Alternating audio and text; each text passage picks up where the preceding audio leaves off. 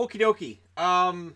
So we've got a little bit of news topics that I'm going to throw in, and I'm going to throw in something about a video I did last night, and discuss something I do with that. Because I haven't fixed my power rankings since last night. I got to make sure I put all the teams back in the right spot before this San Jose New Jersey game's over, and they go, wait, yeah, right. I've got all the ratings written down anyways. I write it all down, so we're good. Highly sophisticated sheet of paper I got going here, so. Let's discuss some news of the day stuff. Austin Watson's girlfriend came out yesterday and said it was not domestic violence. Now, we all have our opinions, and you know what? Austin Watson may be an A-level a-hole. I don't know. I don't know him. And after that came out, there was a lot of people who said all these things about him. And here's the thing. You may see a guy, I'm just using this as an example, you may see a guy and you may say, I don't like him. But, if he ends up in some kind of a theft thing, you go, he's a thief too. But you may not know exactly the exact story. Watson, we may be looking and going, well, he pleaded no contest, so therefore he's guilty. And that is how that looks. And he knew at the time he pleaded no contest how it looked. He pleaded no contest to the fact that they found red marks on her chest, and he admitted he pushed her. Now, she says she has alcoholism, and it makes her angry, and I've been around angry drunks enough to know that, yeah, and again, this idea that because, well, it's a girl. Oh, I've known some angry girls that, after a few drinks, smack their boyfriends around. So it happens. I've seen it. It's and they can be just as dangerous, if not worse, because again, you're the guy, right? So the girl, is smacking you around or yelling and screaming in your face, and as soon as you do anything, you are tarred and feathered. So it is tricky, and it's something that, I don't wade into this because it's not our thing, and it's not hockey really. It's this thing with whatever's gone on there, and I understand the NHL suspension, and I also understand an arbitrator lessening the suspension completely. And I get the upset on both sides. I understand why the NHLPA went through the appeals process, because you have to do it for everybody. You have to be fair to everybody. Even a guy who maybe his own teammates don't like him. It doesn't matter. You have to be fair to everybody. So his girlfriend speaking out and going, you know what, but it was me, it wasn't him. The other part of that is, of course, we've all known that girl that makes the excuse for the boyfriend, so I really don't want to wade into it, but it is all over the sports news right now, and I wanted to throw this into this video so that we're done with it, and I hope this is the end of it. And all we're talking about when he comes back is how Watson's playing well, and he's turning himself around. Justin Schultz looks like he fractured his left ankle last night. This is a huge blow for the Pittsburgh Penguins, but this is a Penguins roster that has absorbed losses of defensemen before. So Schultz is out. It's indefinite. They haven't released yet exactly what the timetable is for his return. They probably don't know. To be honest, they probably don't have any clue what the timetable is going to be. Schultz, one of my favorite defensemen, definitely my favorite defenseman on the Penguins, and here's to hoping for a speedy recovery. Lars Eller decided yesterday, I'm just going to make all the Toronto Maple Leaf fans hate me, because he said he's not convinced about the Leafs, and he says they're not special. So here's the tricky thing, and I know this from last night's power rankings, and I'll get into the power rankings in a bit here. You take a look at a hot start a team has, or a bad start a team has, and you have to kind of take it with a grain of salt, because it is a small sample size. It's a small sample size. But, what Eller's saying here is, and it's being taken out of context. So all the headlines says they're not special. He says that their main rival is still Pittsburgh, and he's right. Pittsburgh has won 2 Stanley Cups, 2016, 2017. Washington won it in 2018, had to go through Pittsburgh to do it. And until Toronto wins something in the playoffs, absolutely in agreement with Eller that what the Leafs are doing is awesome and all, but the Penguins are still their prime rivals. Pittsburgh's in their division. Pittsburgh's the team they always play in the playoffs. I really think people are making a mountain out of a molehill, and I think Eller's getting, I don't know, Eller seems to be getting a lot of attention, and I think it's after the taunt, if you want to call it that, at the Boston bench.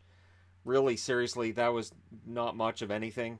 If Boston's rallied around that, and that's why they've gone on this run, good for them, but I didn't think it was that big a deal.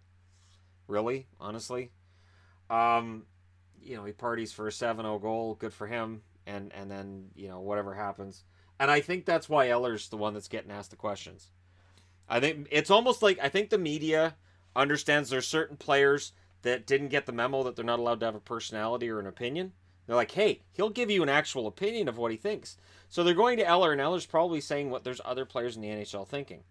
There are a lot of players in the NHL looking at the Leafs and going, that is one hell of a talented team. And there are players in the NHL looking at the Leafs and going, yeah, but we're still really early in the year. And then you look at how they had that meltdown against Boston last year. I'll be convinced when they do something in the playoffs, which is completely normal. And yet, as soon as somebody says something negative about the Leafs, it's on the front page. Oh. And this is why people who don't cheer for the Leafs tend to dislike sports coverage that's NHL related, because it's always Leaf stuff. Speaking of which, William Nylander watch. Nothing's happening, but I will say this: the Leafs are currently 5-1, and they've scored 29 goals. So the pressure to sign Nylander is nada. There's none, zero. All of the pressure is on William Nylander, who is losing money, and the question becomes: okay, you want to get X amount of dollars, but you're losing X amount of dollars. At what point is the money you're losing more than the money you're hoping to gain? So if he sits out a full year, that's what, $6.5 million the Leafs are offering that he didn't take. So now he has to make an extra $6.5 million on the contract to justify losing $6.5 million. The pressure's all on Nylander at this point. And then they talk about how, well, there's no offer sheet. Why isn't there an offer sheet? Well, because all the teams already have their teams set, and the ones that have tons of cap space to get a Nylander, they don't want to pick up Nylander because they're probably in a rebuild. Like Vancouver. Vancouver could absolutely offer up William Nylander a fantastic, sweet deal and then lose their first-round draft picks to Toronto, which would be great for Toronto. And I'm sure that Kyle Dubas would be phoning Benning right now. Why don't you give him an offer sheet? I don't think I'd try to match it, but I might. You know what? I'll probably match it. Dare you. Go ahead. It's not going to happen. Nylander's going to be out until the Leafs go into some kind of a losing streak. Then the pressure switches, and then it becomes the Leafs are Or also if we saw like Marner get hurt or Tavares or somebody gets hurt in that top six that really hurts their attack, then we'll see pressure on the Leafs to bring in Nylander. Until then, he's at home. He's not going anywhere. I wanted to talk about my power ranking mix-ups at the endings because there's people that get confused about that. I switch all the power rankings around at the end because last year what would happen was I would do my power rankings before I would go to bed. And then I would go to bed and I'd get notifications on my phone regarding that video. And there would be people constantly arguing with me. But they would be arguing with me 5 minutes after I posted the video. And it would be like a 20-25 minute video. And I'd be like, so you didn't watch it. You just fast forwarded to the end to argue with me. Okay. And so I started mixing up the endings. And that's why I do that. So that it takes away, what it does is it takes away the ability for people to just fast forward to the end. It makes it more of a pain for them to find the real rankings because they have to go back a few minutes. And it's something that's kind of a fun thing for me to do at the end and then try to sell it at the end. Like, oh, this is why I have them where they have them. And sometimes I look at it like, man, I don't know how I'm going to sell this. Boston, I'd put Boston at 31 last night at the end of it. So, they're still there. It's just a fun thing I do at the end, and it really has wiped out people arguing with me about my rankings 5 minutes after I post the video. And it seems to mean that people will watch the whole video more, and the people who complain at the end, the people who fast forward to the end and they go, you got San Jose number 1 and Detroit number 3, you're crazy. Congratulations, you outed yourself. So I enjoy that because I know that there are people who subscribe to the channel and they look at the comment section and they go, wow, you actually fell for it. So it is pretty much taken that out. That argument is out. And people are complaining about, oh, Vegas is too high at 16. The ratings had Vegas at 6 coming into the season. Now they're at 16. Vegas is dropping steadily. They gained absolutely no ground with that win over Philly yesterday, as an example. I didn't advance them past 16 where I had them. In fact, they ended up dropping later on when a team passed them that had been behind them. So they were at 15 to start the day. I didn't advance them, and they ended up 16 by the end of the night.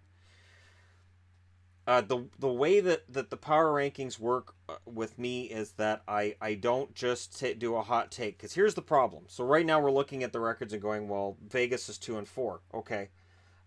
If, let's say, Vegas had been 10-2 and then they lose 4 out of 6, do they drop to 20th or 21st on the power rankings? No, because I try to make sure that I only drop a team by a couple of spots, unless it's like, in Florida's case, where it's like, I don't know what the hell's going on with Florida, but something's really not right there.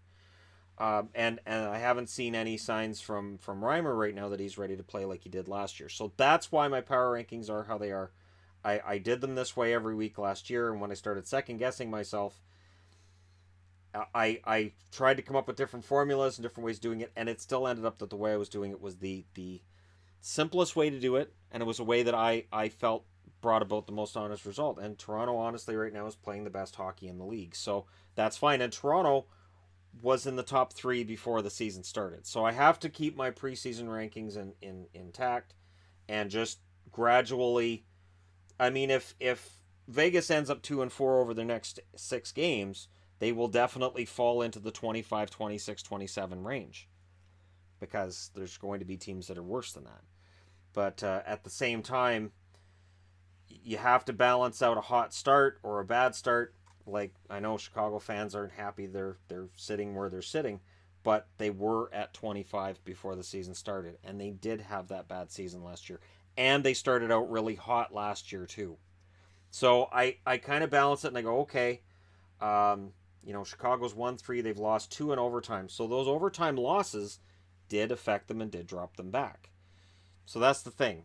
That's how I do it the way I do it. It's easy to look and go, well, they didn't lose in regulation, but they lost in overtime. And overtime losses, I do treat as losses. Overtime wins, I treat as wins. Shootouts, that's the same as a tie, because you're not going to have a shootout in a playoff game. Shootouts are just a skills competition, so I don't value them as much as a win in overtime or a win in regulation. So there you go. There's the over explanation of the power ranking stuff in the news video, because I felt like I could throw it in here and just be done with it. Pettersson's listed as day-to-day. Beagle is listed as day-to-day. There was concern that maybe he broke his hand. If it was broken, they'd have him on the IR, I would think, depending on where it's broken and the angle of the break. And Pettersson listed as day-to-day. Right now, I will take that and run. I will be very happy if he's only out a very short period of time. So there you go. Just some news and some stuff, and just stuff I wanted to get out of the way. And again, when you see somebody say something negative about the Maple Leafs, it doesn't mean they hate the Maple Leafs. And it doesn't necessarily mean that they're trying to disrespect them. In the case of Eller, he's just saying, I still consider Pittsburgh to be our main opponent. If we're going to be going in the playoffs, I expect to see Pittsburgh. He's not wrong. Let me know your thoughts, as always, in the comment section below. Don't forget to hit like and subscribe if you're browsing your way through. You just happened upon this video. This San Jose, New Jersey game has been fun. I'm going to get back to watching that. And thank you guys so much for watching. I'll talk to you again soon.